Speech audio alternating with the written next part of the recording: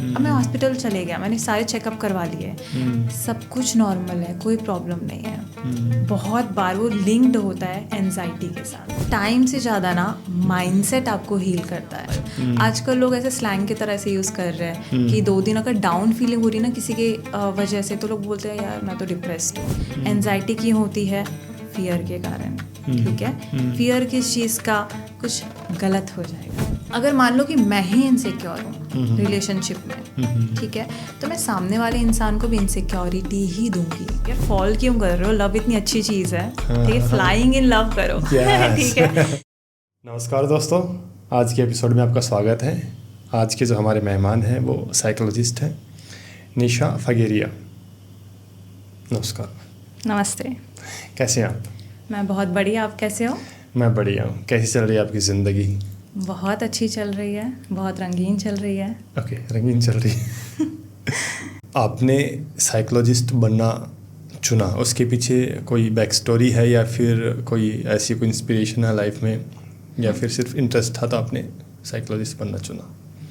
जी, जैसा कि मैं शेयर कर रही थी आपके साथ, इंटरेस्ट तो था ही, बट कहीं ना कहीं उतना आइडिया नहीं था साइकोलॉजी के बारे में। जैसे कि इंडिया में आज भी बहुत लोगों को उतना आइडिया नहीं है इस सब्जेक्ट के बारे में। साइकोलॉजी होता क्या है, लोग करते क्या है। सबको अभी भी लगता है कि साइकोलॉजी में जो साइकोलॉजिस्ट होते हैं वो दिमाग पढ़ते हैं लोगों का, जो कि बहुत ही गलत एक तरीके से नॉलेज है। राइट। मैं एक गवर्नमेंट स्कूल से आई हूँ, केंद्रीय विद्यालय से मैंने पढ़ाई की है। वहाँ पे साइकोलॉजी सब्जेक्ट उतना होता ही नहीं है। काफ़ी सारे केवीज़ में, पूरे भारत में जहाँ पे केवीज़ जोन में बहुत ही कम केवीज़ में शायद साइकोलॉजी सब्जेक्ट ले सकते हो आप। तो मेरा भी साइंस फील्ड था 12th में। मैंने मैथ्स बायो दोनों की है। हालांकि उन सब्जेक्ट्स में भी बहुत इंटरेस्ट थे मेरे। मुझे बायो की रिगार्डिंग भी बहुत इंटरेस्ट था। पर जब एक बार 12th ख़त्म हो गया तो मैंने सर्च शुरू की अपनी कि मुझे करना क्या है। लोग आज भी बहुत इजीली कुछ समझ में नहीं आता है तो बीए कर लेते हैं, बीएससी कर लेते हैं। राइट। किसी को मेडिकल्स में जाना है, इंजीनियरिंग में जाना है, बट मेरा था कि मुझे बस करने के हिसाब से कुछ नहीं करना। मुझे एक्चुअली कुछ इम्पैक्ट क्रिएट करना है सोसाइटी में, लोगों के लाइफ में। कुछ ऐसा करना है जिसमें मैं अच्छी हूँ और मैं वैल्यू क्रिएट कर सकूँ। कि मैं इम्पैक्ट क्रिएट कर सकूँ एक्चुअली में। सिर्फ इसलिए नहीं करना कि पैसे आ रहे हैं या फिर कुछ काम कर लिया और उसी हिसाब से लाइफ रोटेट होती जाए उसी सर्कल में। तो मैंने बहुत सर्च किया एंड काफ़ी सारी चीज़ें कि मैं अब क्या कर सकती हूँ, मेरे पास ऑप्शंस क्या है। एंड एक्चुअली 12th के उस ब्रेक में, जो समर हॉलीडेज़ का ब्रेक होता है, उसमें जब मैंने सर्च किया तब मुझे साइकोलॉजी के बारे में पता चला। That was the first time, वो पहली बार था जब मैं रूबरू हुई, आप कह सकते हो। तब मैंने सर्च किया और बहुत सर्च मारने के बाद में, बहुत पढ़ने के बाद में कि क्या होता है, क्या क्या करना होता है, साइकोलॉजिस्ट के क्या क्या ट्रेट्स होते हैं। उसके बाद मुझे ऐसा लगा कि ये तो मैं हूँ। हम मिडिल क्लास से आते हैं तो हमारी लाइफ में ये नहीं होती, थेरेपी नहीं होती, साइकोलॉजी ये सब हमारे दिमाग में नहीं होती। हमारे बुखार होता है बस, या फिर पीलिया होता है, डेंगू होता है, ठीक है, यही बीमारियाँ होती है। साइकोलॉजी या फिर मेंटल हेल्थ के बारे में इतनी बात नहीं होती। तो आपका कौन सा ऐसा इंटरेस्ट था जो मतलब आपको वहाँ तक लेके गया? जब मैंने साइकोलॉजी के बारे में एक्चुअली पढ़ना शुरू किया, राइट, तो सबसे पहली चीज़ जो उसमें, अगर कोई नॉर्मल इंसान पढ़ेगा ना, उसको लगेगा यार ये तो मैं भी करता हूँ। मतलब जैसे टॉक थेरेपी हो गई, तो जैसे आप अपने दोस्त से नॉर्मली भी बात कर रहे हो, वो भी एक काइंड ऑफ थेरेपी हो गई कि ठीक है कि आप शेयर कर रहे हो, आप खोल रहे हो, ठीक है, जो अंदर जो छुपा हुआ है, दबा हुआ है, वो चीज़ों को आप बाहर निकाल रहे हो। तो वो भी एक काइंड ऑफ थेरेपी हो गई फर्स्ट स्टेप की। राइट। तो नॉर्मली लोगों को लगता है कि हाँ सिर्फ उतना ही है यार, थेरेपी में क्या है, तो सब करते हैं, बट ऐसा नहीं होता। जब एक्चुअली आप उसकी पढ़ाई करते हो, आप थेरेपिस्ट बनते हो, तो काफ़ी सारी चीज़ें होती है जो हमें पता होती है कि बात करते वक्त अच्छा हम ऐसे बात कर रहे हैं तो इसका ये मतलब है, अगर आपने इस हिसाब से बात की तो ये हो सकता है। राइट। तो काफ़ी सारी चीज़ें होती है और एक स्टेप बाय स्टेप पूरा प्रोसेस होता है जो थेरेप्यूटिक होता है नेचर में। काफ़ी सारी टेक्निक्स होती है जो शायद से हम थेरेपी के दौरान यूज़ करें, जो आपको लगे कि यार कुछ नहीं हो रहा। अच्छा। राइट। बट एक्चुअली वो धीरे धीरे हो रहा होता है। नॉर्मली थेरेपी के अंदर होता ही ये है कि जो इंसान एक आता है, ठीक है, बहुत बार इस हिसाब से उसके दिमाग में चीज़ें चल रही होती है, उसे लगता है कि ये तो नॉर्मल है, ठीक है, और सामने जब वो बात करता है और जब थेरेपी होती है तो उसको लगता है कि यार ये तो नॉर्मल सा शायद मुझे कुछ सुझाव दे रहा है, ये तो मम्मी ने भी बोला था, पापा ने भी बोला था, राइट। काफ़ी बार होता है कि शायद सच्ची में सुझाव ही दे रहे हैं हम लोग, बट वो सुझाव भी नॉर्मली जब आपको किसी और से मिलता है, क्या आप लेते हो, क्या आप कंसिस्टेंटली उस सुझाव को फॉलो करते हो, क्योंकि बहुत बार ना जो सोल्यूशंस होते हैं वो काफ़ी सिंपल होते हैं, बट उसको फॉलो ही नहीं किया जाता, जबकि ये सिर्फ एक पार्ट होता है थेरेपी का, काफ़ी सारे टाइप्स होते हैं थेरेपी में भी, right. Coming back to your question कि कैसे क्या चीज़ मुझे कनेक्ट की उसमें, क्या कैसे मुझे पता चला कि अच्छा मेरे को वही बनना है, राइट। एक चीज़ थी जो बहुत ही कॉमन होती है, जो ऑब्जर्वेशन स्किल्स। एक ये चीज़ बहुत ज़रूरी होती है अगर आपको साइकोलॉजिस्ट बनना है या साइकोलॉजी फील्ड में आपको एंटर करना है, तो ऑब्जर्वेशन स्किल्स आपकी बहुत अच्छी होनी चाहिए। और ये कहीं ना कहीं बचपन से मुझ में था, राइट। कोई ट्रेट्स होते हैं जो आप में होते हैं एक प्रोफेशन के रिगार्डिंग, जो अगर आप वो प्रोफेशन लो तो आपको काफ़ी हेल्प मिलती है उसके साथ। तो कहीं ना कहीं ऑब्जर्वेशन था, कहीं ना कहीं जो नॉर्मल चीज़ें होती है कि किसी को सुझाव देना या नॉर्मली किसी से किस तरीके से बात करना कि उसको फ़ायदा हो उस चीज़ का, ये सारी चीज़ें मैंने नोटिस की बाद में कि ये मैं बहुत पहले से कर रही थी ऑलरेडी। मेरे आसपास के जो लोग थे, दोस्त थे, फैमिलीज़ थे, सो आई फेल्ट, मुझे ऐसा लगा कि अगर मैं ये परस्यू करूँगी आगे तो मैं और अच्छे तरीके से इसे रिफ़ाइन करके बहुत लोगों की एक्चुअली में हेल्प कर सकती हूँ। तो इसलिए मैंने साइकोलॉजी प्रोफेशन चूज़ किया एंड एक्चुअली बाद में ऐसा लगा कि हाँ, मतलब ये मेरे लिए बना था। और दूसरा ना, जैसे कि मेंटल हेल्थ के बारे में सब लोग बोलते हैं जी, आप सिंपल टर्म में कैसे डिफाइन करोगे मेंटल हेल्थ को? जैसे कि आपने बोला कि बुखार होता है, हमें नॉर्मल लोगों को पीलिया होता है, ठीक है, वो तो हो गई फिजिकल प्रॉब्लम्स। जो एक ओवरऑल वेलबींग होती है इंसान की, उसमें फिजिकल हेल्थ भी आती है, उसमें मेंटल हेल्थ भी आती है, या कि दिमागी, ठीक है। मानस हमारा अगर उसकी हेल्थ सही है, हमारी बॉडी की हेल्थ सही है, सोशल हेल्थ भी आती है उसमें, राइट, कि सोसाइटी में हमें कैसा फील हो रहा है लोगों के आसपास, लोगों के सामने। तो ये 3-4 चीज़ों से हमारी ओवरऑल वेलबींग या ओवरऑल हेल्थ बनती है। उसका एक बहुत ही इंपॉर्टेंट कॉम्पोनेंट हमारी मेंटल हेल्थ भी है, राइट। बुखार होता है तो आप कैसे डॉक्टर के पास जाते हो, डॉक्टर कैसे आपको दवाई देता है, आप दवाई लेते हो, आप ठीक हो जाते हो। उसी प्रकार से, पर वो दिख जाता है, बुखार हो रहा है, बॉडी गर्म हो गई, हमें पता है कि बीमार है, चले गए डॉक्टर के पास। मेंटल हेल्थ होती है वो अंदर ही चलती है, वो दिखती नहीं है। अच्छा।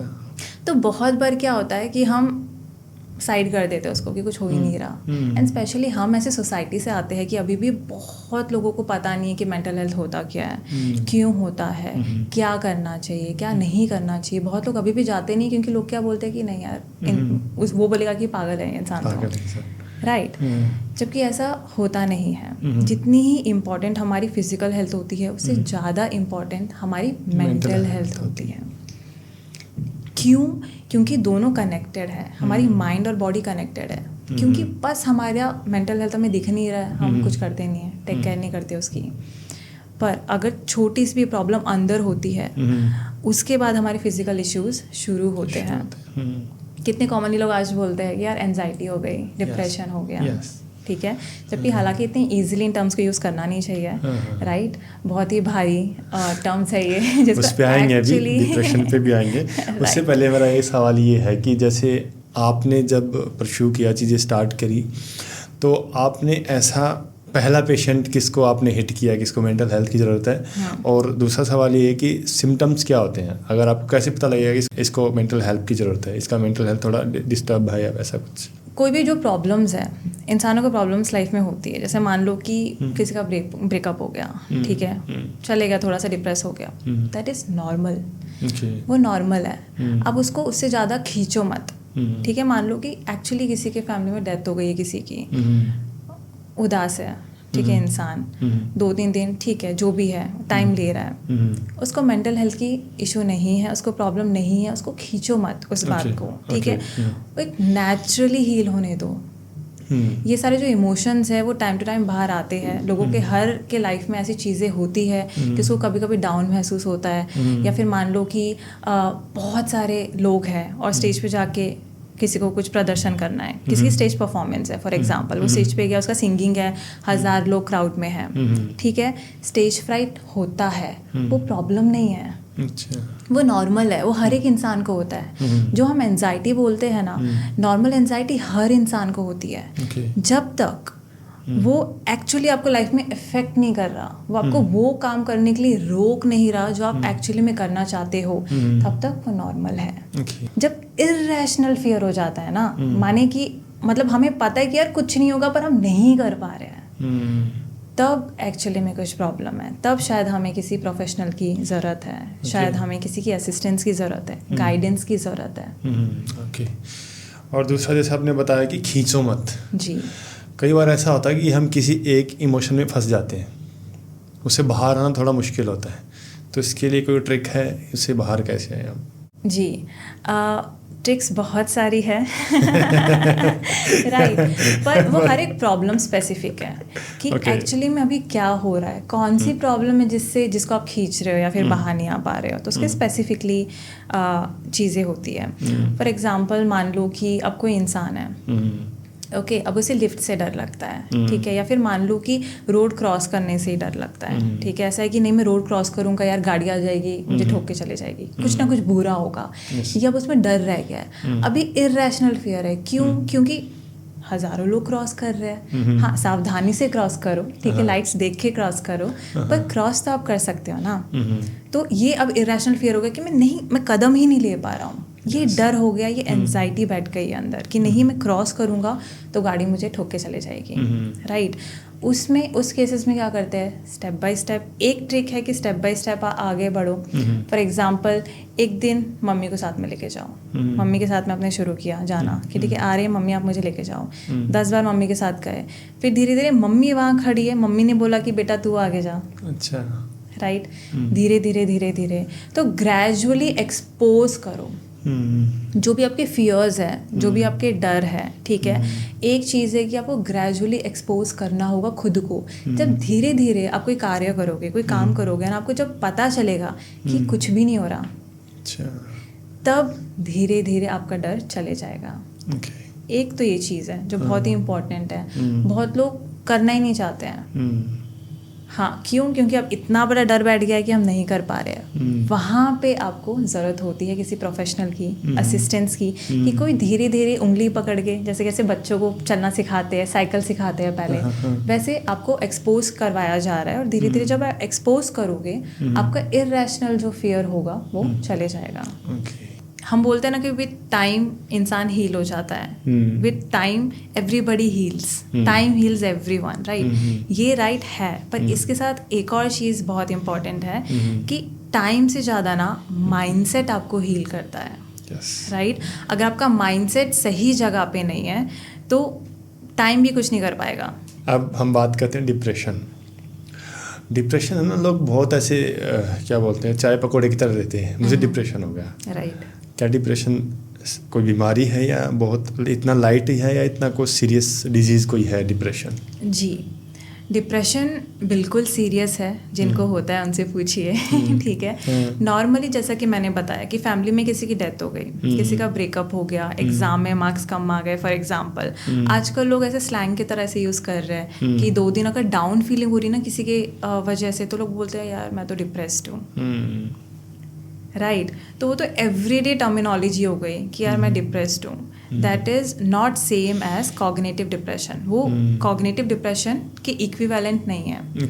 जो हम लोग डिप्रेशन टर्मिनोलॉजी यूज़ करते हैं वो काफ़ी सीरियस होता है। अगर आपको वही जो ट्रेट्स होते हैं डिप्रेशन के, राइट, वो जो आपको लोनलीनेस महसूस होता है, हेल्पलेसनेस महसूस होता है, ऐसा लगता है कि यार मैं कुछ कर नहीं पा रहा हूँ, ठीक है, या फिर कुछ हो नहीं रहा है, वो जो डाउन फीलिंग होती है वो consistently over a period of time, ठीक है, 6 महीने तक अगर आपको फील हो रहा है, उसके बाद एक्चुअली कॉग्निटिव डिप्रेशन उसको बोला जाता है।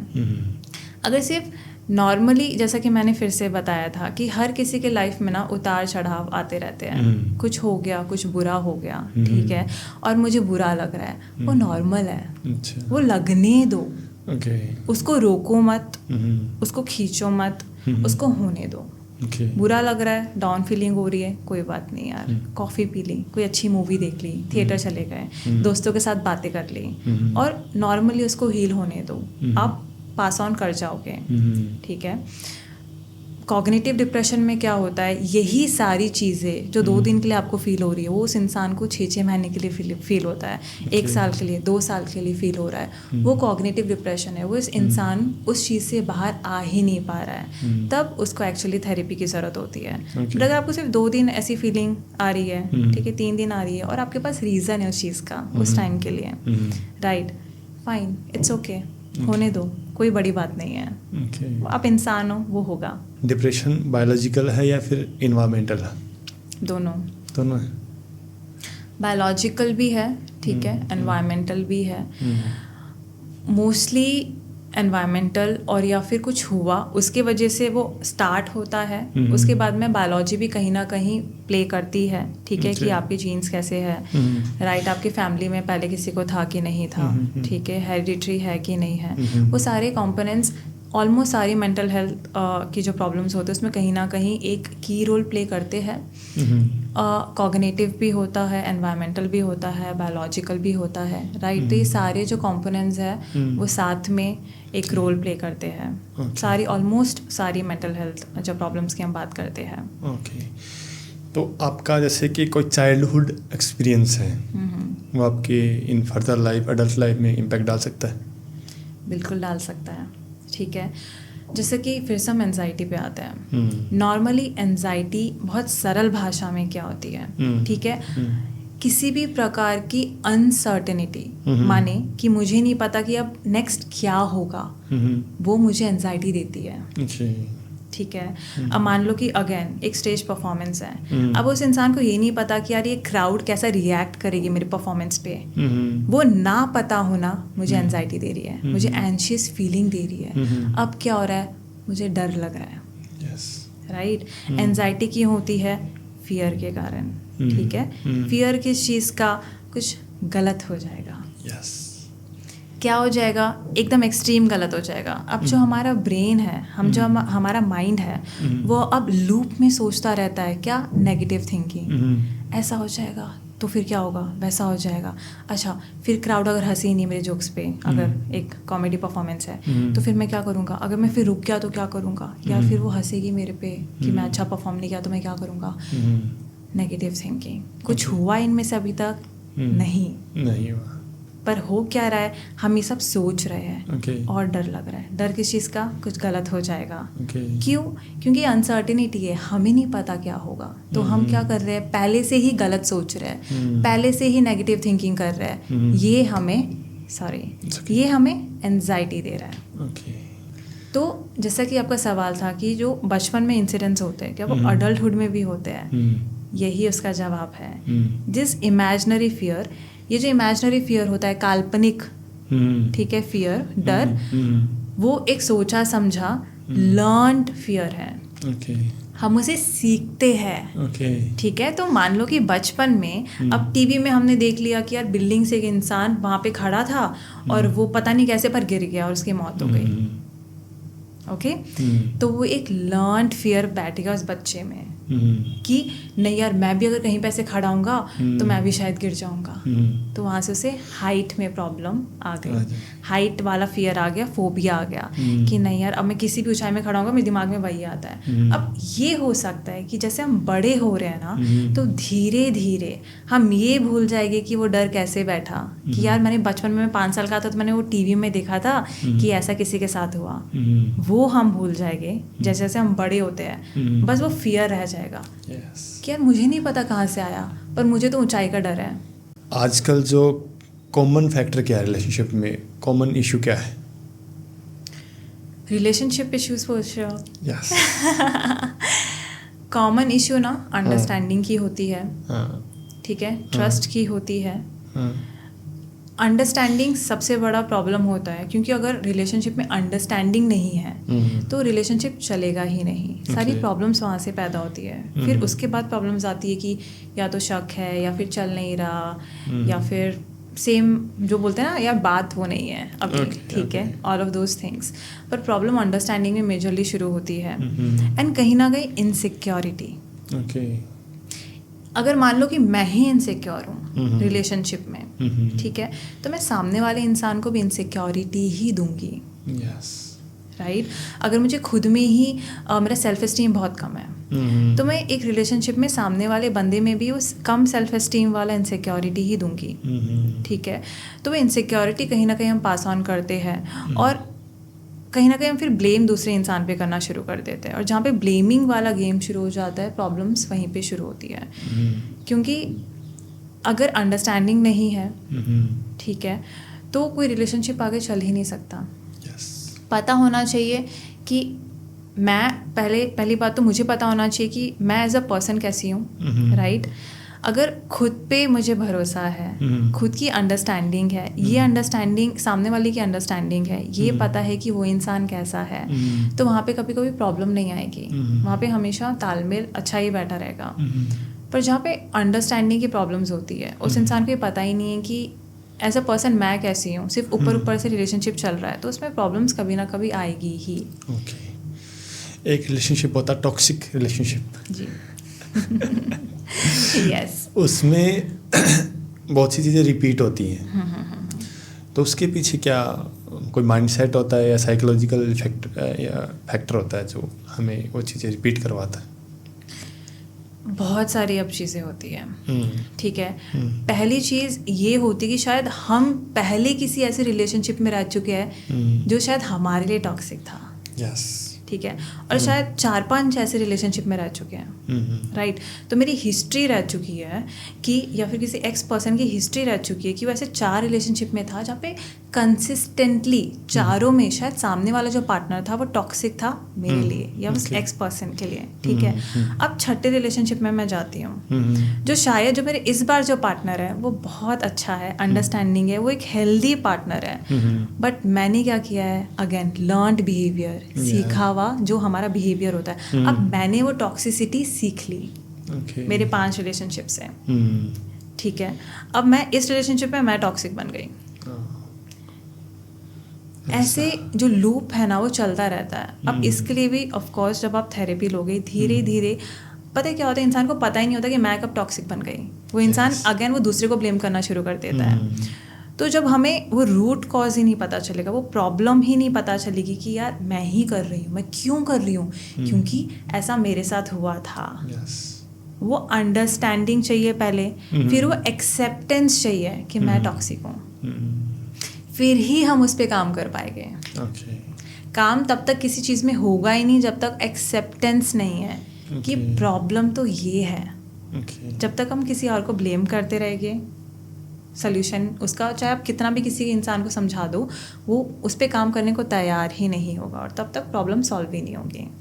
सेल्फ ऑब्जर्वेशन बहुत ज़रूरी है। बहुत ज़रूरी है। इंट्रोस्पेक्शन एक शब्द है, ठीक है, मेरे हिसाब से मैंने बता दिया, आपकी भाषा में आप बता दो। इंट्रोस्पेक्शन है, ये बहुत ज़रूरी है हर इंसान के लिए। इसमें क्या है कि इंसान खुद ही अपने अंदर झांक के ना सारी चीज़ें ऑब्जर्व करने की कोशिश करता है। ठीक है, इंट्रोस्पेक्ट करता है कि क्या हो रहा है, क्या नहीं हो रहा है, क्या करना चाहिए। प्यार है ना बहुत मतलब अच्छा इमोशन है। बिल्कुल। फिर लोग प्यार में पागल कैसे हो जाते हैं? राइट, जैसे कि एक कहावत है ना कि फॉलिंग इन लव। यस। यार फॉल क्यों कर रहे हो, लव इतनी अच्छी चीज़ है। ठीक है, फ्लाइंग इन लव करो। ठीक है, तो बस वही चीज़ है। पागल इंसान, उसकी प्यार करने की, फिर क्यों प्यार कर रहा है ना, वो है ना, वो क्यों बहुत ज़रूरी होता है। वो लोगों का क्यों सही है तो प्यार में बहुत खुश भी होते हैं लोग, क्यों गलत है तो लोग पागल भी होते हैं। सेम चीज़। ठीक है, तो क्यों हर चीज़ में बहुत ज़रूरी है। आपको पता होना चाहिए क्यों कर रहे हो। वो सेल्फलेस लव होता है ना, वो बहुत ज़रूरी है। प्यार इतना पवित्र इमोशन है, जैसे कि आपने बोला कि बहुत ही एक अच्छी चीज़ है। ठीक है, तो अगर उसे सही तरीके से किया जाए, सही रीजंस की वजह से किया जाए, जैसे सच्ची में आप किसी इंसान को प्यार कर रहे हो तो उसको फ्रीडम दो।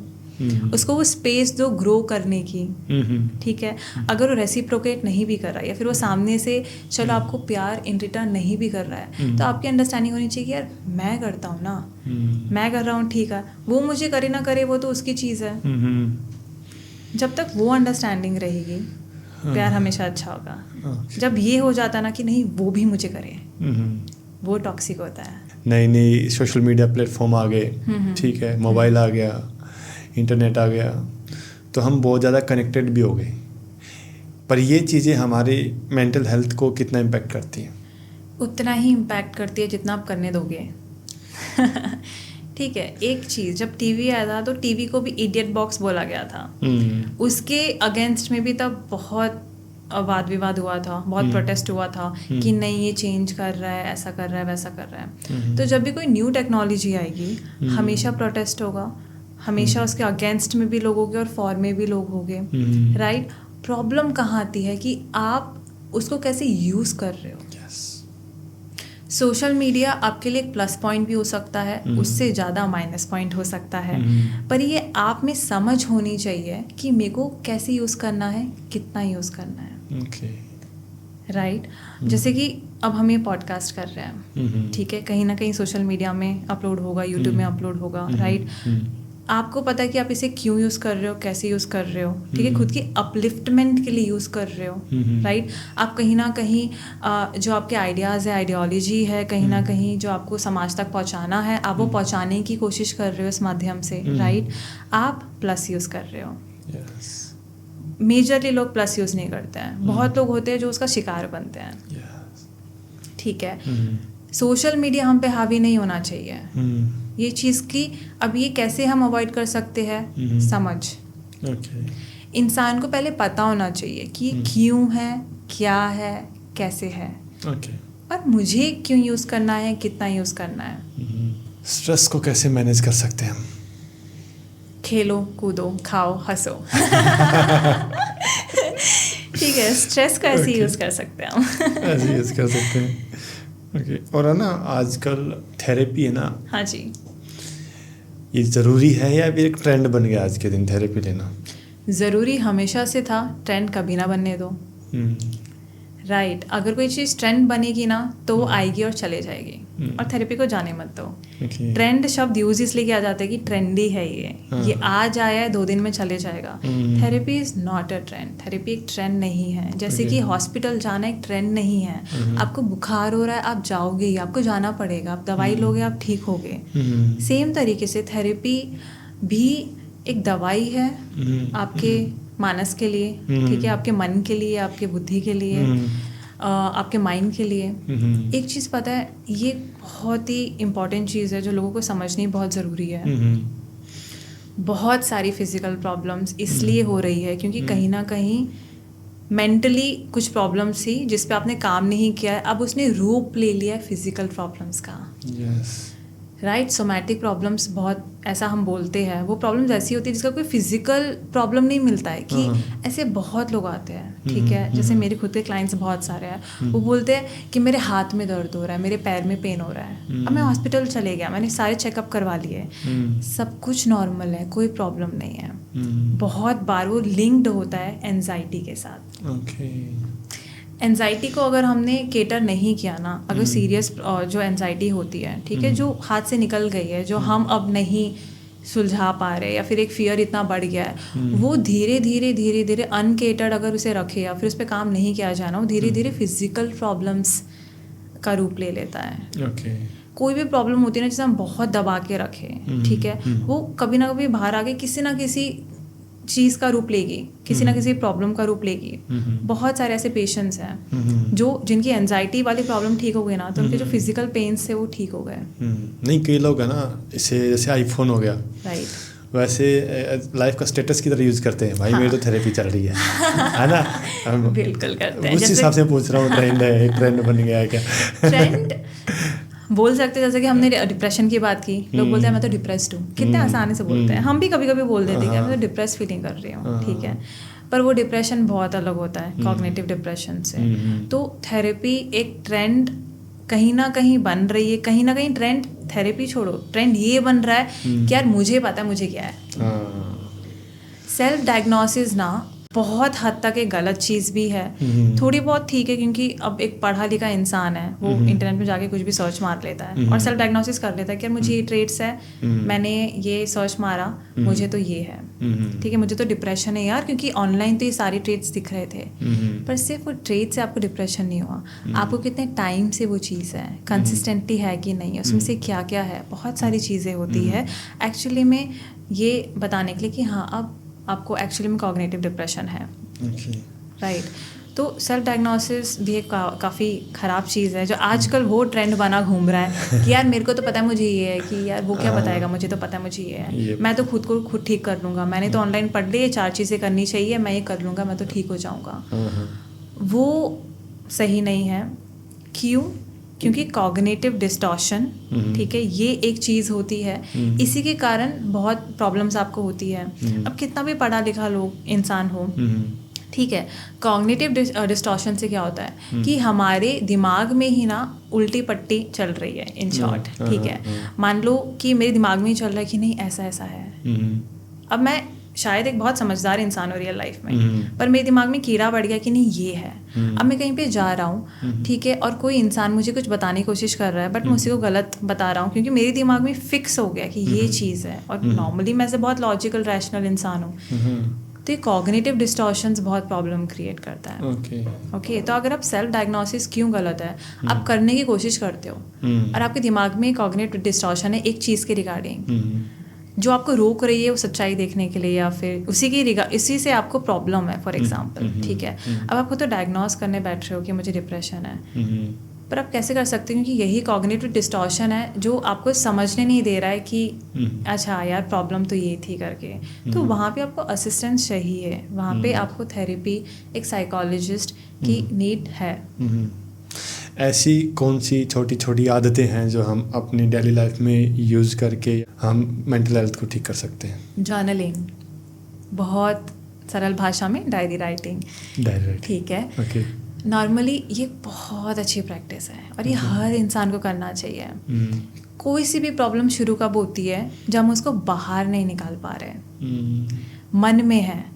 अब मान लो कि आपके पास आपका दोस्त है, आप उसके साथ शेयर कर पा रहे हो, बहुत बढ़िया। मेरे पास मेरे पेरेंट्स हैं, मैं पेरेंट्स के साथ शेयर कर पा रही हूँ, बहुत बढ़िया। ऐसे लोग होते हैं जिनके पास कोई नहीं जिनसे वो शेयर कर सके। आज कुछ बुरा हुआ, आज मेरे बॉस ने मुझे डांट दिया, ठीक है, शाम तक मुझे और बुरा लग रहा है, एक दिन बीत गया, कल मेरे दिमाग में बैठा हुआ है, मेरे पास कोई है ही नहीं मैं किसी के साथ शेयर कर पाऊँ और वो बाहर निकाल सकूँ। अगर आप बाहर निकाल देते हो ना, आपको प्रॉब्लम होगी नहीं कभी। निकाल दिया, मूव ऑन। पर जो चीज़ नहीं, जो इंसान है जिनके साथ वो इंसान नहीं जिसके साथ वो शेयर कर पा रहे हैं, डायरी राइटिंग एक बहुत ही अच्छी चीज़ है। रात को सोने के पहले या दिन में कभी भी पन्ना लो, सब लिख डालो कि आज ऐसा हुआ, बॉस ने मुझे ऐसा बोला, मुझे बुरा लगा, ठीक है, ऐसा ऐसा गुस्सा आया, सब निकाल दो। इमोशंस निकल जाएंगे ना, आपकी आधी प्रॉब्लम्स लाइफ में ठीक हो जाएगी। दबा के रखोगे, वो लेटर ऑन लाइफ में किसी ना किसी फॉर्म में बाहर निकलेगा ही। और ज़रूरी नहीं है वो अच्छा हो। हैप्पीनेस है वो चॉइस और स्टेट ऑफ माइंड है क्या? हैप्पीनेस इज़ अ चॉइस और स्टेट ऑफ माइंड, ठीक है। स्टेट ऑफ माइंड तो बाद में होता है, पहले हम चूज़ कर रहे हैं, हमने चूज़ कर लिया कि हमें खुश रहना है, वो स्टेट ऑफ माइंड में कन्वर्ट हो जाएगा। राइट। अगेन इमोशंस जो होते हैं ना, अब बहुत इंसान से आप मिलोगे, वो बोलेंगे यार मुझे वो इंसान खुशी दे रहा है, ठीक है, पर वो गलत भी हो सकता है। कब? अब आपने रिस्पॉन्सिबिलिटी उस इंसान के हाथ में दे दी है आपको खुशी देने की, तो वो इंसान आपको दुखी भी रख सकता है, ठीक है, दुख भी दे सकता है, वो इंसान आपको गुस्सा भी दे सकता है। क्या आप चाहोगे ये चीज़? नहीं, आपकी खुशी आपके हाथ में है। मैंने जब डिसाइड कर लिया खुश रहना, मैं तभी खुश हो जाऊंगा। आप ही कभी कोशिश करना, अगर आप खुद को बोलोगे ना 2 मिनट के लिए कि यार मैं तो सैड फील कर रहा हूँ, मैं तो सैड फील कर रहा हूँ, सैड फील कर रहा हूँ, सैड फील कर रहा हूँ, ठीक है, 2 मिनट में आप देखोगे आपकी बॉडी लैंग्वेज ऐसी हो जाएगी, आप अचानक से आपको इतना अंदर से दुखी महसूस होगा। आप ही हो जो आपको खुशी, दुखी, गुस्सा, दर्द, जो भी इमोशंस है वो दे सकते हो। राइट। जब आपने डिसाइड कर लिया कि यार मैं तो हैप्पी फील कर रहा हूँ, कैसे अचानक से बॉडी लैंग्वेज चेंज हुई आपकी, ठीक है, मैं तो खुश हूँ, स्माइल कर लो, तो happiness is a choice and then it becomes a mindset. Okay. Yes. एक इमोशन को स्विच करना कितना मुश्किल होता है, और उसका अगर करना हो तो उसके लिए क्या हेल्प कर सकते हैं? जी, आसान भी होता है, मुश्किल भी होता है. आसान होता है अगर आप प्रैक्टिस में हो, ठीक है, जैसे कि मैंने अभी बोला कि अच्छा मैं सैड भी फील कर रही हूँ अभी, ठीक है, बट अचानक से मैंने खुद को बोला, अपना माइंड को इतना स्ट्रांग रखा, मैंने बोला कि नहीं, आई एम हैप्पी, ठीक है, सब सही होगा आज. स्विच किया मैंने. कैसे? प्रॉब्लम कब होती है या फिर मुश्किल कब होती है? जब इंसान बहुत लॉन्गर पीरियड ऑफ टाइम के लिए एक इमोशन में है. जैसे कि कोई इंसान दुखी है, वो पिछले 4 महीनों से दुखी है फॉर एग्जाम्पल. अब उसके लिए थोड़ा मुश्किल होगा क्योंकि उसने हंसना भूल दिया है. अब वो ऐसा मुंह बना के हर जगह जा रहा है, ऐसा बना के हर जगह जा रहा है. राइट. वहाँ पे उसके लिए वो मुश्किल होगा. वहाँ पे थोड़ा बहुत धीरे धीरे ग्रेजुअली, कैसे फिर से उसको ग्रेजुअली प्रैक्टिस करना होगा कि पहले तो ऐसे कि अगर अंदर से खुशी नहीं भी आ रही है या नहीं हो रहा तो उसको पहले बोलना बस फिजिकली हंस. ठीक है, तो ये करने से ना धीरे धीरे वो अंदर से भी आपको खुशी महसूस होगी. तो खुद को उन टाइप की सिचुएशंस में डालो, उन लोगों के साथ डालो जैसा आपको फील करना है. ओके. तभी बहुत ज़रूरी होता है कि आप कैसे एनवायरनमेंट में हो. राइट. अगर अब मुझे खुश रहना है और मैं ऐसे लोगों के आसपास हूँ जो है ही इतने दुखी, खड़ूस से, कभी हंसते नहीं हैं, मैं वही देख के सीखूंगी. ठीक है, वो भी ऐसे हैं. तो अगर मैं किसी ऐसे एनवायरनमेंट से आई हूँ ना कि मैं हमेशा ऐसे हूँ, मैं अब 10 दिन से देख रही हूँ कि मेरे आसपास वाले लोग ऐसे हैं, तो मैं वही सीखूंगी. तो ये बहुत ज़रूरत है कि आप कैसे एनवायरनमेंट में हो, कैसे लोगों के आसपास हो, और आप खुद क्या सोच रहे हो. अगर आपने खुद ने तय कर लिया ना तो फिर एनवायरनमेंट की भी ज़रूरत नहीं है. आप खुद इन्वायरमेंट क्रिएट कर सकते हैं. बिल्कुल. आपकी जाने से इन्वायरमेंट बनना चाहिए. बिल्कुल. Be the change. यस. और दूसरा, सेइंग सॉरी. हाँ. साइकोलॉजिकल कैसे इम्पैक्ट डालता है? आपको हम्बल बनाता है. ठीक है, कोई बुरी बात नहीं है, कोई बड़ी बात नहीं है. ठीक है, कोई ऐसा नहीं कि आपने सॉरी बोल दिया तो आप नीचे गिर गए. ठीक है, या फिर वो सामने वाला बड़ा हो गया. नहीं, सॉरी बोलने से, जैसा कि हम बोलते हैं ना, आप सॉरी बोलोगे आप बड़े बनोगे.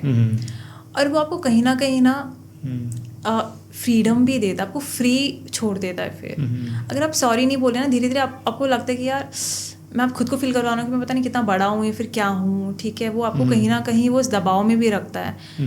जब आप सॉरी बोलना सीख जाते हो, जब आपकी गलती है, एक्चुअली में जब आपकी गलती है और आप सॉरी बोल रहे हो, ठीक है, वो आपको ह्यूमिलिटी देता है, वो आपको हम्बल बनाता है एक तरीके से, और वो बहुत ज़रूरी है. और फिर वो आपको कहीं ना कहीं वो फ्रीडम भी देता है कि ठीक है, मैंने सॉरी बोल दिया है, हो गया. अब आपको कहीं ना कहीं अंदर से हल्का भी महसूस करवाता है, और फिर वो सारी चीज़ें छोड़ के आप कहीं ना कहीं मूव ऑन भी कर सकते हो. तो जहाँ पे सॉरी बोलना चाहिए वहाँ पे सॉरी बोलना चाहिए. ओके. और आपकी सेक्स लाइफ मेंटल हेल्थ से कैसे कनेक्टेड है? कनेक्टेड है, बिकॉज हार्मोन्स ऐसे इन्वॉल्व होते हैं सेक्स लाइफ में कि अगर वो हेल्दी रहेगी तो इस हिसाब के हार्मोन्स रिलीज होते हैं जो कहीं ना कहीं आपको हैप्पीनेस देगा. ठीक है, सेरोटोनिन और फिर बहुत सारे ऐसे हार्मोन्स होते हैं. जब सेक्स लाइफ अच्छी चल रही होती है तो फिजिकली भी, एंड फिर ऐसे हार्मोन्स जो होते हैं वो आपको इतना अच्छा फील करवाते हैं. तो कहीं ना कहीं ऑफकोर्स वो एक हेल्दी लाइफ से भी कनेक्टेड है, वेल कनेक्टेड. एंड स्पेशली अगर आपका कोई पार्टनर है तो वहाँ पे अगर सेक्स लाइफ अच्छी नहीं चल रही होती है तो आपको फ्रस्ट्रेट भी फील करवाता है, फ्रस्ट्रेशन भी वहाँ पे इन्वॉल्व होती है कहीं ना कहीं. एंड अगेन फिर आपकी लाइफ उस हिसाब से थोड़ा सा हो सकता है कि अच्छी ना चले और बहुत सारे प्रॉब्लम्स क्रिएट हो सकते हैं. क्या ऐसा संभव है कि सिंगल लोग ज़्यादा डिप्रेस्ड होते हैं या जो उनका मेंटल हेल्थ ज़्यादा? ऐसा बिल्कुल भी नहीं है, उसका ऑपोजिट हो सकता है. okay. मेंटल हेल्थ कब बिगड़ती है? अकेले रहने से नहीं. अगर आप अकेले भी खुश हो तो बहुत अच्छी चीज़ है. पता है क्या होता है, 10 खराब लोगों के साथ रहने से अच्छा है कि आप अकेले खुशी रह लो. राइट. या फिर एक अच्छा इंसान आपके साथ है ना, जिंदगी सफल है. प्रॉब्लम तब आती है जब फ्रस्ट्रेशन आए, और फ्रस्ट्रेशन कब आती है जब अंडरस्टैंडिंग नहीं बन रही होती किसी इंसान के साथ. ठीक है, वहाँ पे प्रॉब्लम्स होते हैं, आपको लगता है कि वो इंसान आपको नहीं समझ रहा है. उन सब प्रॉब्लम्स के वहाँ पे फ्रस्ट्रेशन आती है, तब मेंटल हेल्थ प्रॉब्लम कहीं ना कहीं एक प्रॉब्लमैटिक चीज़ बन के बाहर आती है. राइट. तो ऐसा बिल्कुल भी नहीं है कि सिंगल लोग ज़्यादा शिकार बनते हैं मेंटल हेल्थ के, बल्कि रिसर्च बोलती है कि ज़्यादा खुश रहते हैं। एंटरटेनमेंट का कितना रोल होता है हमारी मेंटल हेल्थ में?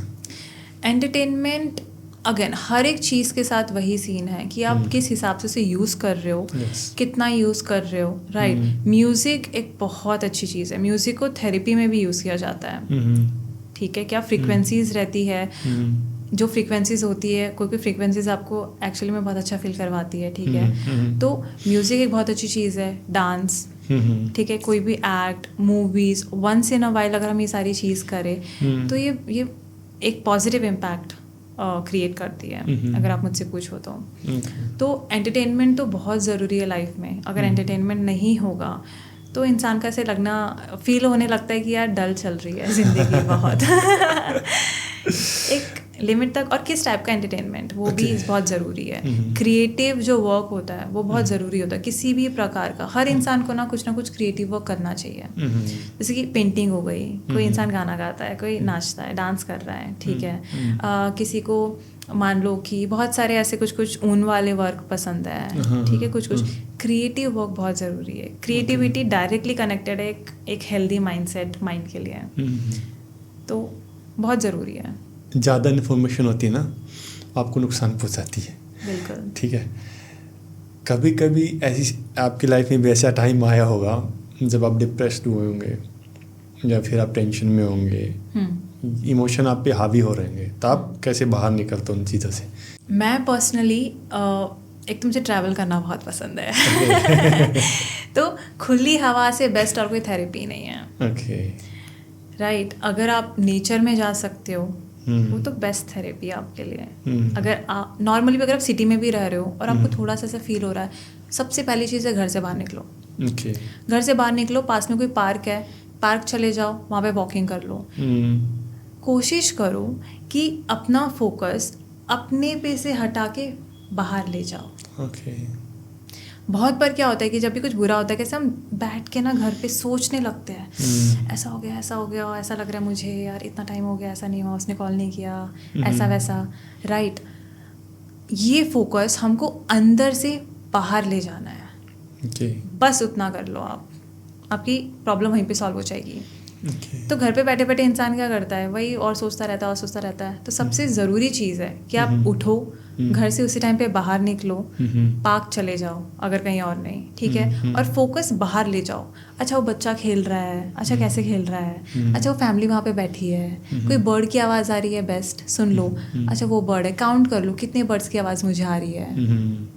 मैं पर्सनली यही करती हूँ, बाहर चले जाती हूँ, राइट, वॉकिंग करूँ। फिज़िकल एक्सरसाइज बहुत ज़रूरी है। फिज़िकल अगर आपको एक्सरसाइज आप कर रहे हो, अगर फिज़िकल हेल्थ मेंटेन्ड है, वहीं पे ही आधी प्रॉब्लम्स ख़त्म हो जाएगी, राइट। लिख लो, जैसे मैं जर्नलिंग करती हूँ, डायरी राइटिंग की हमने बात की। लिख लो, बाहर चले जाओ, खेलकूद करो, कुछ ना कुछ स्पोर्ट्स खेलते रहो, वो बहुत हेल्प करता है एक इंसान को। म्यूज़िक सुन लो, कुछ अच्छी मूवी देख लो, कुछ फील गुड मूवी देख लो, राइट। So do something. क्या फ्री टाइम आपका मेंटल हेल्थ ज़्यादा ख़राब करता है? फ्री टाइम नहीं, फ्री टाइम में आप क्या कर रहे हो, ठीक है। जैसे मान लो आज पूरा दिन मैं फ्री हूँ, काम मेरे पास नहीं है, पर क्या वो एक्चुअली में फ्री टाइम है? उसमें भी मैं 10 चीज़ें करूँगी, फ्री टाइम में भी पूरी दिन तो सोफे पे बैठे नहीं रहूँगी, तो वो 10 चीज़ें मैं क्या कर रही हूँ, राइट। उसमें मान लो कि मैं एक ऐसे इंसान से बात कर रही हूँ मेरे फ्री टाइम में जो नॉर्मली मेरा दिमाग ख़राब करता है, वो इम्पैक्ट करेगा आपको। और उसी की बजाय मान लो फ्री टाइम पे मैं ड्राइंग कर रही हूँ जो मुझे बहुत पसंद है, क्रिएटिव वर्क, वो मेरी मेंटल हेल्थ बूस्ट करेगा। तो फ्री टाइम ख़राब नहीं, मतलब मेंटल हेल्थ को इफ़ेक्ट नहीं करता नेगेटिवली। फ्री टाइम आप कैसे यूज़ कर रहे हो वो ज़रूरी है। और दूसरा, जैसे और किसी ट्रीटमेंट के लिए आप जाते हो तो उनके पास डोज होती है, ये दवाई खा लेना, इतनी खा लेना, इतना हो जाना, पर आपका कोई मेजरमेंट क्या होता है, किस हिसाब से आप ट्रीट करते हैं पेशेंट को, किसको कितना क्या? जी, इसमें मेजरमेंट ना ऐसा नहीं होता, इंसान पे ही होता है कि वो कितना विलिंग है ठीक होने के लिए।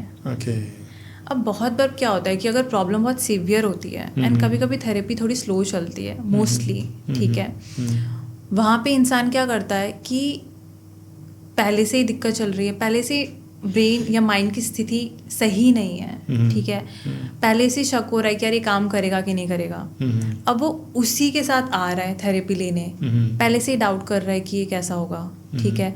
अब सामने मान लो कि कुछ बताया गया है, ओके, एंड थेरेपी पार्ट्स में चलती है कि आप ये वाली चीज़ें इस वीक करोगे एंड देन फिर हम प्रोग्रेस देखेंगे और फिर आपको नई चीज़ देंगे, राइट। बहुत बार क्या होता है लोगों में तो मोटिवेशन ही नहीं होता कि उसे कंटिन्यू करे, वो वहीं पे छोड़ देते हैं, राइट। तो वो प्रॉब्लम बहुत बार आती है। ड्यूरेशन उसी हिसाब से चेक किया जाता है। आप जितना जल्दी ठीक होना चाहोगे ना, आप उतना जल्दी ठीक हो जाओगे। तो वो एक्सेप्टेंस एंड वो विलिंगनेस कि यार मैंने आपको छोड़ दिया है, फॉर एग्जांपल, ठीक है, मैंने खुद को छोड़ दिया आप पे, आप मुझे ठीक करो, आप मुझे जो बोलोगे मैं करूँगा। जब इंसान उस क्लैरिटी, उस माइंडसेट के साथ आता है ना, उस इंटेंशन से आता है कि मुझे ठीक होना है, मुझे नहीं पता, आप मुझे बताओ, वो इंसान बहुत जल्दी ठीक होता है, ठीक है। मैंने कितने सारे क्लाइंट्स को विद इन अ मंथ, मतलब इतनी जिनकी सालों सालों से प्रॉब्लम चल रही थी, ठीक है, विद इन अ मंथ वो इंसान वो ट्रांसफॉर्मेशन के साथ बाहर गए हैं, ठीक है। उस जैसे वो पहले थे वो वैसा बन के दोबारा गए, उसे बेस्ट वर्जन बन के गए हैं। क्यों? क्योंकि उनका इंटेंशन राइट जगह पे रहता है कि मैं ठीक होने आया हूँ, ठीक है, मैं करने को तैयार हूँ, आप मुझे प्रैक्टिसेस दो, आप मुझे बताओ। तो ड्यूरेशन का बहुत हद तक हाथ इसी चीज़ पे होता है कि सामने वाला पर्सन कितना विलिंग है थेरेपी को उस हिसाब से लेने के लिए, सुनने के लिए और करने के लिए। अब नॉर्मली कॉज एंड इफेक्ट एक इक्वेशन होता है ना, जैसे फिजिक्स में भी होता है कि every cause causes an effect, ठीक है, एग्जैक्टली, ठीक है, कोई भी कॉज है उसका कुछ ना कुछ इफेक्ट होता है, राइट। तो ये यहाँ पे भी अप्लाइड है। अब जो भी इंसान होते हैं ना, जितने भी आप हैं, मैं हैं, ठीक है, मैं हूँ, हर इंसान इन दो कैटेगरीज में कहीं ना कहीं होते हैं, ठीक है। या तो वो कॉज साइड में खड़े होते हैं या तो वो इफेक्ट साइड में खड़े होते हैं, ठीक है।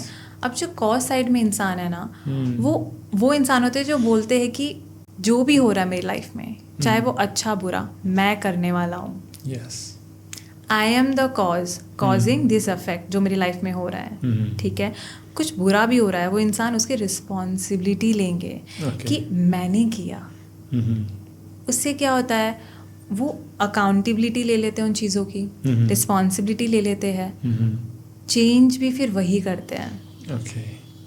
यार मैं कर रहा हूँ, तो अब इसे चेंज कौन करेगा? अच्छा मुझे ये नहीं चाहिए, मुझे ये चाहिए, तो ये करने वाला भी कौन है? मैं, राइट। तो वो हमेशा लाइफ में तरक्की करते हैं, हमेशा बढ़ते हैं, ठीक है। अगर वो खुश भी तो बोलेंगे कि मैं खुश हूँ क्योंकि मेरे वजह से, ठीक है। अच्छा गलत गया, क्या मैंने क्या इसकी वजह से गलत हुआ, मैं चेंज करूँगा, अकाउंटेबिलिटी ले रहा है। अब ऐसे इंसान होते हैं जो इफेक्ट साइड पे होते हैं, जो क्या बोल रहे हैं कि यार जो भी हो रहा है मेरी लाइफ में वो कोई और कर रहा है, ठीक है। अगर अच्छा हो रहा है कोई और कर रहा है, बुरा हो रहा है कोई और कर रहा है, मैं खुश हूँ क्योंकि वो मुझे खुशी दे रहा है। अच्छा मुझे गुस्सा आया क्योंकि मेरे दोस्त ने कल मुझे वो बोला, इसलिए मुझे गुस्सा आ रहा है, ठीक है, इसलिए मैं ऐसा कर रहा हूँ। वो कभी अकाउंटेबिलिटी ले ही नहीं रहे, वो हमेशा रिस्पॉन्सिबिलिटी किसी और के हाथ में दे रहे अपनी लाइफ की। तो जो भी लाइफ में होगा ना, हमेशा वो वेट करेंगे कि कोई दूसरा इंसान को चेंज करे उनकी लाइफ में। होप, एग्जैक्टली, ठीक है। तो इसलिए बहुत ज़रूरी है हमें डिसाइड करना है कि हमें कॉज साइड में रहना है कि हमें इफेक्ट साइड में रहना है लाइफ में। आप डूअर बनना चाहते हो अपने लाइफ के, या फिर आप हमेशा किसी और का वेट करना चाहते हो कि वो इंसान कुछ करे तो अच्छा हो। ये एक बहुत ज़रूरी चीज़ है। आप मुझे बताओ अभी कि अगर आप हमेशा खुश रहोगे तो आप सही रहोगे? क्या लगता है लाइफ कैसी होगी? नहीं, मैं तो डायरेक्टर हूँ भाई, मेरे को सारे इमोशन चाहिए। मुझे गुस्सा भी चाहिए, मुझे एक्शन भी चाहिए, मुझे एग्रेशन भी चाहिए, मुझे लव, सब चाहिए। Very good, all right. सारी चीज़ें चाहिए एक इंसान को, सिर्फ खुशी से कुछ नहीं होगा। क्यों नहीं होगा?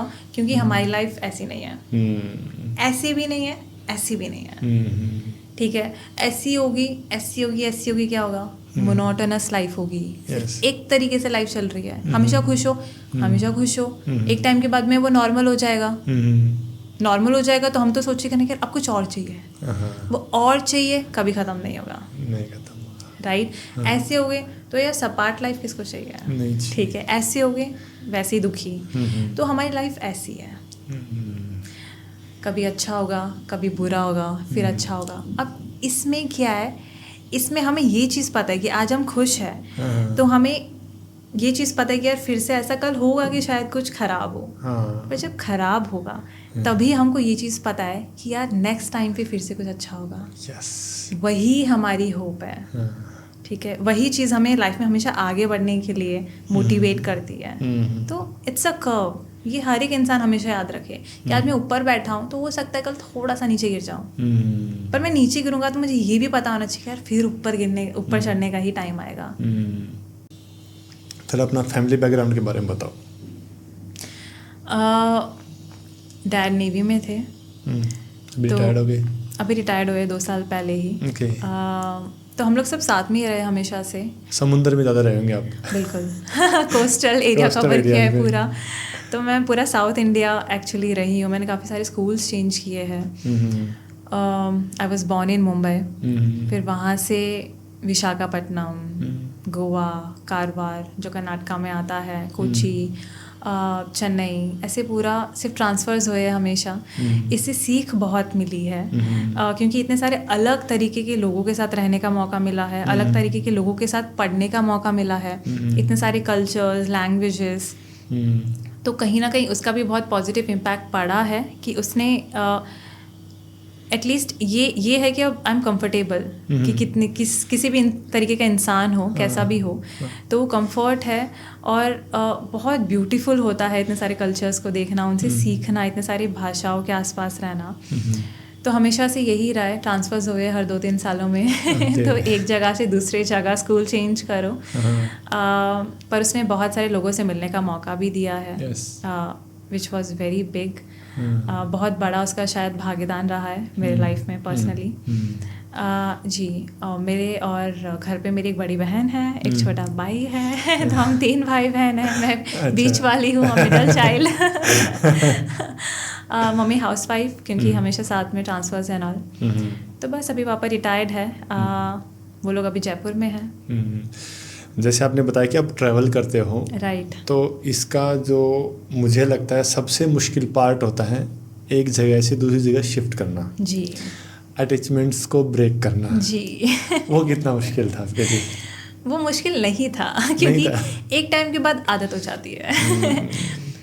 इसने फ्लेक्सिबिलिटी भी दी है कहीं ना कहीं। अब इतने फ्लेक्सिबल बन गए हैं कि उस हिसाब से मैच्योरिटी भी बहुत एक यंग एज पे आ गई है, और चीज़ों की समझ बहुत एक यंग एज पे आ गई थी।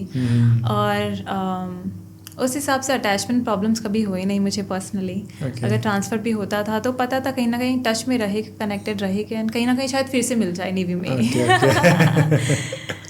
जी, ओके, तो आपके मतलब बहुत सारे लोग कनेक्टेड है, तो सबसे कनेक्टेड हो अभी आप कम्युनिकेट कर पाते हो सबसे? अगर आई पर्सनली फील कि आपका सर्कल जो एकदम पर्सनल सर्कल होता है ना, वो छोटा रहे, जितना छोटा रहे उतना अच्छा होता है, उतनी एनर्जी आपकी सेव होती है। यस, टाइम बच जाता है। टाइम बचता है, आपको टाइम मिलता है उन सब चीज़ों पे फोकस करने का जो आपको एक्चुअली करनी है लाइफ में।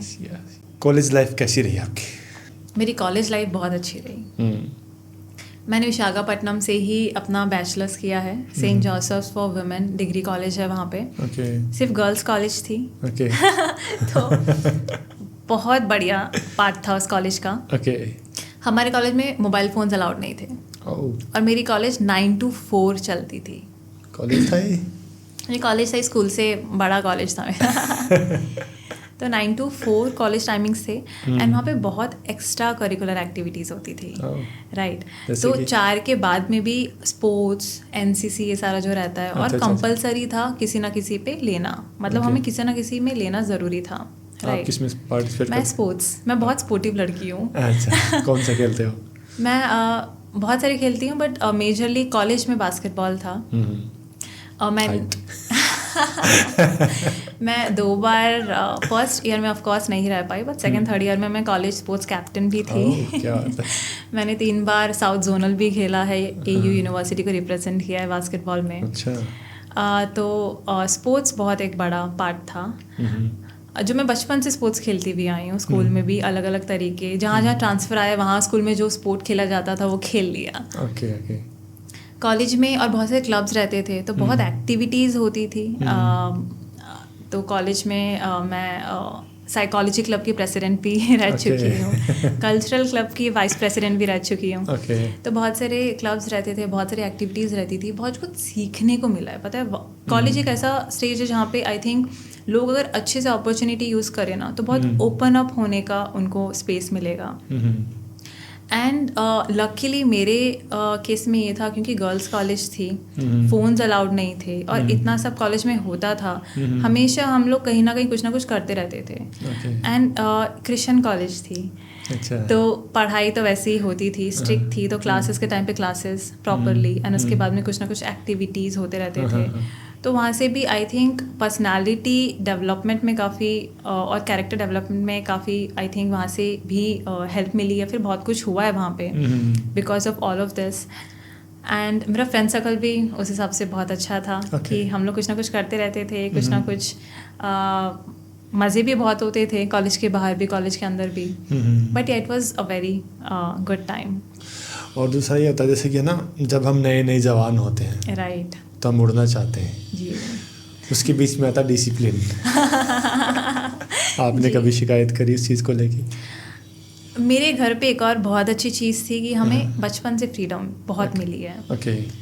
ऑफ कोर्स वो एक ट्रस्ट के साथ फ्रीडम आता है, पेरेंट्स को ट्रस्ट भी था इसलिए वो फ्रीडम मिली है और हमने कभी मिसयूज़ नहीं किया, तभी वो फ्रीडम हमेशा से बरकरार भी रही है। तो मुझे कभी वो उड़ने वाली प्रॉब्लम नहीं आई है।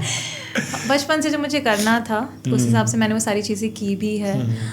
वो टाइम और वो स्पेस और वो फ्रीडम हमेशा से मिली है। तो पर्सनली मुझे कभी लाइफ में ऐसा नहीं हुआ कि मुझे वो ऐसा हो रहा है कि रोक टोक हो रही है तो मैं उड़ नहीं पा रही हूँ।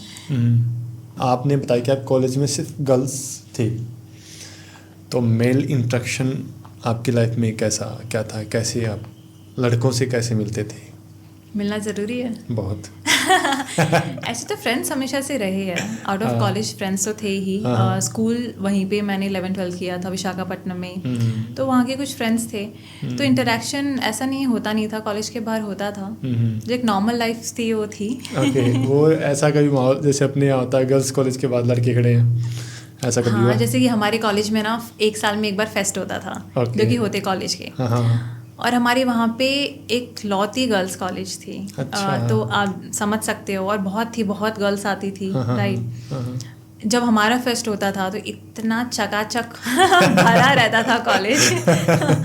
आसपास के ऑफकोर्स सारे कॉलेज से तब वो 1-2-3 दिन होते थे पूरे साल में जब लड़के अलाउड थे। अच्छा। तो ऑब्वियसली उस टाइम पे बहुत भरा रहता था वहाँ पे, तब बहुत इंटरेक्शन होता था। सो और हाँ, ये तो रहता था कि कॉलेज के बाहर लोग रहते थे, लोग जाते थे, जो नॉर्मली होता है हर जगह। अच्छा होता है वो। प्यार कब इंट्रोड्यूस हुआ आपकी ज़िंदगी में? Very nice question. प्यार हमेशा से पर्सनली मेरी लाइफ में हमेशा से बैक सीट पे ही था। मैं खुद पे ज़्यादा फोकस रही हूँ। पॉलिटिकल सवाल। मोहब्बत की बात करते चला करो। हाँ, मतलब नॉर्मली मैंने उतना ज़्यादा कभी स्कूल लाइफ में भी कॉलेज लाइफ में भी कभी उतना ज़्यादा इंटरेस्ट नहीं शो किया लव में, बिकॉज बहुत सारी चीज़ें थी जो ज़्यादा इम्पोर्टेंट थी कहीं ना कहीं मेरे लिए। एंड अभी तो कॉलेज भी चला गया, स्कूल भी चला गया, उसके बाद क्या? जी, मतलब है बीच में ऐसे, बट ऐसे कांस्टेंट ऐसा कुछ है नहीं अभी तक। ऐसे यस। आपका क्या दिक्कत है? फिक्स करो उसे, कांस्टेंट क्यों नहीं है? कांस्टेंट कोई रीज़न नहीं है, कोई दिक्कत भी नहीं है। जब ऐसा लाइफ में लगेगा कि एक्चुअली में कोई वेल फिट मिला है एंड अंडरस्टैंडिंग, जैसा कि मैंने आपको बताया था, सब सही है, तो उसके हिसाब से with life I think with flow सारी चीज़ें हो जाएगी। ये चीज़ें हम प्लान नहीं कर सकते मेरे हिसाब से। ये चीज़ें प्लान नहीं कर सकते हैं। तो इससे पहले ना बात करें, एक बात आजकल बहुत मार्केट है, फ्रीडम। फ्रीडम क्या है आपके हिसाब से? फ्रीडम वो सारी चीज़ें करने की स्पेस कहीं ना कहीं जो आपको करनी है, प्रोवाइडेड कि किसी और को उसका नुकसान नहीं है। मतलब आपके कुछ करने से किसी और को कोई प्रॉब्लम नहीं हो रही है. प्रॉब्लम भी ऐसी प्रॉब्लम नहीं, ऐसे तो लोगों को होती रहेगी. ऑफ कोर्स आप कुछ बोलोगे, 10 लोग होंगे जिनको वो सही नहीं लगेगा. सबकी आइडियोलॉजी एक जैसी नहीं होती है. ठीक है, शायद मुझे कुछ और सही लगता है, आपको कुछ और सही लगता है. पर फ्रीडम मेरे ख्याल से वो है कि अगर आपको कुछ अच्छा करना है या आपको लाइफ में कुछ करना है, ठीक है, आपको उसकी स्पेस मिल रही है वो सारी चीज़ें करने की, प्रोवाइडेड अगेन कि आपके वो करने से किसी और को उसका कुछ नेगेटिव इम्पैक्ट नहीं पड़ रहा है. ठीक है, जब तक आप वो लोगों की फ्रीडम को भी नज़र में रखते हुए अगर कुछ करोगे तब तक all is good. Okay, right. आपकी आज़ादी किसी की पाबंदी ना बने. बिल्कुल. तब तक. तब तक. आपकी लाइफ का सबसे प्राउड मोमेंट कौन था, जब इसने हाँ आज तो कुछ मैंने कर दिखाया, वाह. राइट. आई थिंक मैं सब सारे सवालों के जवाब को यही दूंगी कि नहीं वेटिंग फॉर दैट मोमेंट. अभी तक ऐसे छोटी छोटी फिर बहुत सारी चीज़ें हैं. ऐसे तो बहुत सारे, स्कूल में कुछ होता रहता है, कुछ मिला, जैसे कि मैंने आपको बताया था कि बहुत सारी चीज़ें, स्पोर्ट्स कैप्टन, ठीक है, प्रेसिडेंट जो कॉलेज में था, स्कूल में भी ऐसा कुछ होता रहता था. बहुत सारी चीज़ें. आई थिंक जैसे अभी बैठे हैं, ये एक प्राउड मोमेंट है that I am here sitting with you. खुद इंडिपेंडेंट कंप्लीटली हो गए. कॉलेज के बाद मैंने यूनिवर्सिटी किया, उसके बाद मैंने जॉब्स भी की है. बट मेरा से हमेशा से था कि मुझे खुद वो फ्लेक्सिबिलिटी भी लाइफ में चाहिए कि मैं खुद का कुछ करूं. एंड बिकॉज मैं ट्रैवल भी बहुत करती हूँ तो मुझे वो फ्लेक्सिबिलिटी भी चाहिए. तो प्राउड मोमेंट मेरा यही है कि मैं आज यहाँ पे हूँ कि मुझे जो जो करना है मैं वो कर पा रही हूँ खुद से. आई थिंक वो सबसे बड़ी बात मेरे लिए है. बहुत लोग होते हैं जो अभी भी फिगर आउट कर रहे हैं. ऑफ कोर्स सबकी अपनी अपनी जर्नी है, हम किसी को भी कंपेयर नहीं कर सकते. बट मेरा आई थिंक प्राउड मोमेंट यही है कि जो मुझे करना है वो मैं कर रही हूँ, वो सारी चीज़ें कर रही हूँ. और बहुत सारी है जो आगे और भी बहुत कुछ करना है. All the best. Best wishes. और दूसरा, आपको ये नहीं लगता कि जैसे हम ना, जब अच्छे ड्राइवर होते हैं ना तो गाड़ी एक्सीडेंट कम होती है. ठीक है, वैसे ही आप ना, आप जैसे साइकोलॉजिस्ट हैं जी, जहाँ तक मेरे को लग रहा है आप किसी भी इमोशन में डाइव नहीं करते बहुत ज़्यादा. हाँ. सही है. ज़रूरी है, या फिर ये थोड़ा सा वैसा लग रहा, अनफ्लेवर्ड सी लाइफ नहीं हो जाती इससे थोड़ी? नहीं, आपको लग रहा है अनफ्लेवर्ड सी. नहीं, थोड़ा सा तो आपको ना, जैसे दुख हो गया, प्यार हो गया, गुस्सा हो गया, ये सारी चीज़ें अपने पे चलती है टाइम टू टाइम. ठीक है, ऐसा नहीं है कि नहीं है. बट कहीं ना कहीं आपका जो साइकोलॉजिस्ट है वो बाहर आता है. नहीं, कंट्रोल मजनू, कंट्रोल. कंट्रोल तो वैसे मैं शायद बचपन से थोड़ी सी कंट्रोल थी. ठीक है, पर वैसे कंट्रोल नहीं, मैं ऐसा नहीं, मैं बहुत मज़े भी करती हूँ. ठीक है, जहाँ पे मज़े करने होते हैं. तभी मैं स्पोर्टिव भी हूँ, मैं डांस भी करती हूँ, मैं बहुत सारी चीज़ें करती हूँ एक्चुअली अपनी पर्सनल लाइफ में. मुझे बहुत कुछ करना बहुत पसंद है. तो ऐसा नहीं, मैं बहुत बहुत फ्री भी हूँ जहाँ पे मैं फ्री हूँ. राइट. मैं आपको बोरिंग नहीं बोल रहा. पर एट द सेम टाइम सब कुछ बैलेंस रहना चाहिए. राइट. इमोशंस शो करने बहुत ज़रूरी है, क्योंकि हम खुद ये बोलते हैं अगर हम ही नहीं करेंगे तो ये तो एक सही चीज़ नहीं है. तो ऐसा नहीं, मैं नहीं करती, इमोशंस भी शो करती हूँ जहाँ पे शो करने होते हैं. पर आउट ऑफ प्रपोर्शन जहाँ तक चीज़ें ना जाए, हाँ, वहाँ तक मैं नहीं जाने देती हूँ. क्योंकि अगेन हाँ, ये एक ड्रॉबैक होता है, बिकॉज मेरे को बेसिकली हमें आइडिया होता है कि सामने वाला इंसान अगर गुस्सा भी कर रहा है या फिर कुछ बोल भी रहा है तो यार उसके पीछे ये रीज़न है. तो वहाँ पे नॉर्मल इंसान होता तो शायद से वो इतना नहीं सोचता. वो सोचता कि यार वो गुस्सा कर रहा है, मैं भी बोलूँगा. बट इन माई केस हाँ, ये होता है कि सामने वाला कुछ बोल रहा है तो कहीं ना कहीं समझ आ जाती है कि यार वो वहाँ से कर रहा है तो कोई बात नहीं, ठंडा होने दे, फिर समझा देंगे. तो आई थिंक कहीं ना कहीं उसे मैच्योरिटी भी बोला जा सकता है, जो एक बहुत अर्ली एज पे इन माई केस आ गई है. जी, आपके झगड़े बहुत कम होते होंगे फिर तो. होते ही नहीं है. होते ही नहीं है. नहीं, होते नहीं है मेरे. अच्छा. एक वो ड्रॉबैक है हाँ, कि कहीं ना कहीं ऐसा लगता है कि यार वो इंसान भी मुझे समझे. पर कहीं ना कहीं बिकॉज अगेन आपको पता है कि वो क्यों इंसान ऐसा बोल रहा है या नहीं बोल रहा है, तो आप कहीं ना कहीं थोड़े रिजर्व्ड हो जाते हो. आप हर किसी के सामने अपना जो कोर पर्सनालिटी है वो नहीं शो करते हो. वो 2-3 चीज़ें आ जाती है with the profession. And yes, and as a person भी मैं ऐसी हूँ. कहाँ जाना चाहते हैं आप? डेस्टिनेशन क्या है आपकी? जहाँ ज़िंदगी ले जाए। कोई गोल, कोई एम नहीं है लाइफ का, मतलब कुछ तो डिसाइड किया होगा? गोल मेरे ख्याल से अभी मैं फोकस ना लॉन्ग टर्म गोल से ज़्यादा शॉर्ट टर्म गोल्स पे है। ओके। कि 1-2 साल में ये सारी चीज़ें कर लेनी है। जैसे कि एंड डेली पे है। अब इंसान बहुत ज़्यादा या तो फ्यूचर में रह लेते हैं या बहुत ज़्यादा पास्ट में रह लेते हैं। एंड जब हम कितना भी उनको बोले ना कि यार प्रेजेंट ही है जो है प्रेजेंट में रह लो, एक दिन हमें याद रहेगा, दूसरे दिन हम भूल जाएंगे। तो मेरा कांस्टेंट, आई थिंक हर इंसान का कांस्टेंट स्ट्रगल ये रहता है। एंड मेरा भी कांस्टेंट ये रहता है कि मैं खुद को ये याद दिलाती हूँ कि खींच के लाओ प्रेजेंट, यही है जो आप सांस ले रहे हो, आप अभी ले रहे हो, ठीक है। पास्ट में ले लिया, फ्यूचर में लोगे नहीं पता, राइट। आपको जो करना है आप कोशिश करो आज और कल में जियो। कल कौन सा? ओनली टुमारो, ठीक है। डे आफ्टर टुमारो का भी टुमारो में नहीं। आज मुझे क्या करना है और मुझे कल क्या करना है, दैट्स इट। इसी चीज़ पे आपको फोकस करना है। हाँ, बेसिक सा आइडिया हो सकता है कि यार मुझे आगे 5-6 महीने ना बस उतना ही बना के आप चलो। बहुत लॉन्ग मत सोचो, यू नेवर नो। अभी में बेस्ट करो। अभी में बेस्ट करोगे ना, वही अभी वाला तो बन के आपका 5 साल का बाद होगा।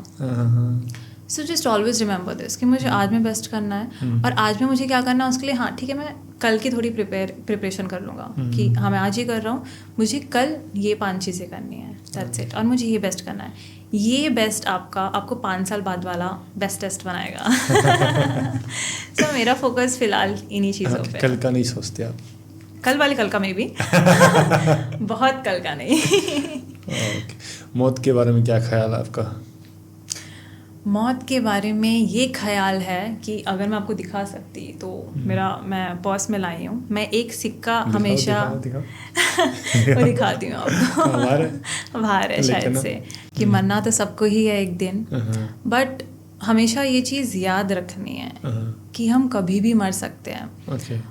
वो अर्जेंसी क्रिएट करता है और वो अर्जेंसी बहुत ज़रूरी है एक अच्छी लाइफ जीने के लिए। जब हम लोग किसी भी चीज़ को फॉर ग्रांटेड ले लेते हैं ना कि हाँ नहीं यार ठीक है वो दोस्त तो है, हमेशा रहेगा मेरे साथ, तो हम बहुत बार ना फॉर ग्रांटेड लेने के बाद क्या करते हैं कि जो चीज़ें करनी चाहिए ना वो नहीं करते हैं कि नहीं कल तो है, परसों भी है यार, उसके बाद वाला दिन भी आएगा, अरे 1 साल बात कर लेंगे, 2 साल बात कर लेंगे, बट क्या गारंटी है, ठीक है। जैसे हम लोगों को भी कितना फॉर ग्रांटेड लाइफ में ले लेते हैं, राइट, बट क्या गारंटी है कि पेरेंट्स कल रहेंगे, ठीक है, सिस्टर कल रहेंगी, वो वाला दोस्त 2 दिन बाद रहेगा कि नहीं रहेगा। तो ये एक कॉइन है जो मैं हमेशा साथ में रखती हूँ, अच्छा, राइट, मोमेंटो मोरी, राइट, ये कॉइन है और इसके पीछे लिखा है you could leave life right now. ये कॉइन है, इसका मतलब ये है कि आप कभी भी मर सकते हो, बेसिकली कभी भी मर सकते हो, ठीक है। तो जो करना है आज कर लो। मैं इसको साथ में रखती हूँ सो दैट कॉन्स्टेंटली मैं इसको देखूँ और कॉन्स्टेंट रिमाइंडर मुझे मिले कि क्या करना है निशा, ठीक है, क्या करना है, अभी क्यों नहीं करना है, अभी क्यों नहीं कर रहे हो, अच्छा नहीं कर पा रहे हो, क्यों नहीं कर पा रहे हो, तो उस पर फोकस करो और वो सारी चीज़ें करो। यप, मोमेंटो मोरी। ये किसी रियल करेंसी है फिर? वैसे करेंसी नहीं है, अच्छा, ये स्टोइसिज्म एक फिलॉसफी है, ठीक है, स्टोइक फिलॉसफी, उनका एक वेबसाइट पेज है, किसी को चाहिए व्यूअर्स में से तो वहाँ से ऑर्डर कर सकते हैं। इंडिया में नहीं मिलता है ये, तो बाहर से ऑर्डर करना पड़ता है। मोमेंटो मोरी, कॉन्स्टेंट, बस मेरे लिए, सो दैट मैं इसको देखूँ और यस, तो मुझे नहीं गंवाना है अपना आज का दिन। मुझे इसी में करना है जो करना है। जिंदगी के बारे में क्या ख्याल है आपका? जिंदगी बहुत हंसी है। ये ख्याल है जो कर सकते हो कर लो। मेरा सिंपल सा यही मानना है कि आपको जो करना है करो, ठीक है, अगेन प्रोवाइडेड किसी और को नुकसान नहीं हो रहा उस चीज़ का। घूमो, बहुत ज़रूरी है, एक्सपोजर बहुत ज़रूरी है लाइफ में। आजकल ना जो यूथ है वो क्यों भटक रही है इतना, उनको पता ही नहीं कि वो क्या क्या कर सकते हैं। उनको प्लेटफॉर्म तो चलो बहुत लोगों को नहीं मिल रहा है, प्लेटफॉर्म एक दूसरी चीज़ है, पर उसके पहले उनको ये पता ही नहीं कि ऑप्शंस क्या है, कैसे पता चलेगा। Exposure, Yes. आप 2 जगह जाओगे ही नहीं, आपको कैसे पता चलेगा कि यार फलाना जगह पे तो ये भी कर रहे हैं लोग। बहुत बार पता है क्या होता है कि बहुत लोग बोलते हैं ना कि मुझे पता नहीं लाइफ में क्या करना है, ठीक है, पर मुझे तो यही पता है कि यार मैथ्स होता है, साइंस होता है, ठीक है, बायो होता है। आपको जब पता ही ये है तो आपको कैसे पता चलेगा यार साइकोलॉजी भी कुछ होती है। Yes. आप खुद को एक्सपोज नहीं करोगे ना 4 चीज़ों के वहाँ, तो आपको नहीं पता चलेगा कि यार ये 5वीं चीज़ भी एग्जिस्ट करती है लाइफ में, राइट। तो बहुत ज़रूरी है एक्सपोजर। घूमो, जितना घूम सकते हो, ठीक है, उतना घूमो। टूरिस्ट के हिसाब से नहीं, बट एक्चुअली में प्लेसेस में जाओ, उनका कल्चर देखो, क्या कर रहे हैं लोग, कैसे रह रहे हैं लोग, क्यों कर रहे हैं। आपको इतने सारे आइडियाज़ मिलेंगे वहीं से ही, ठीक है, जो शायद कहीं ना कहीं 5 साल बाद आपको काम आए लाइफ में, राइट। तो जितनी चीज़ें कर सकते हो, शौक पालो, हॉबीज़ जितनी कर सकते हो, बोरिंग मत बनो यार, लाइफ छोटी सी है, जी लो, ठीक है। जैसा जिंदगी ना मिलेगी दोबारा, ठीक है। Do everything that you want to do. एक ही लाइफ आपके पास है, यही मेरा मानना है। जितनी चीज़ें सीख सकते हो सीखो। क्या पता आपको वो ना पसंद आए एक बार करने के बाद, पर क्या पता आपको पसंद आ जाए, ठीक है। तो हर चीज़ें ट्राई करो, राइट। जाओ, लोगों से मिलो, जितना खुद को खुला छोड़ सकते हो खुला छोड़ो। अपने आप को एक रिजर्व करके मत रखो, कंस्ट्रक्ट मत करो, मतलब 4 दीवारी में मत बांध के रखो। वो बाद में भी बहुत टाइम मिलेगा आपको। आप बूढ़े हो जाओगे ना, फिर आप करना भी चाहोगे, आप नहीं कर पाओगे। तो जब टाइम के साथ जो जो चीज़ें आप कर सकते हो, do it, let yourself be. तो दोस्तों, ये था आज का पॉडकास्ट। आशा करता हूँ कि आपको पसंद आया होगा। अगर आपको पसंद आया तो चैनल को सब्सक्राइब कर लो। हम लगातार ऐसे ही इंटरेस्टिंग पॉडकास्ट आपके लिए लेके आते रहेंगे। मिलते हैं नए पॉडकास्ट में, तब तक हेल्दी खाओ, वर्कआउट करो, स्वस्थ रहो। जय हिंद, जय भारत।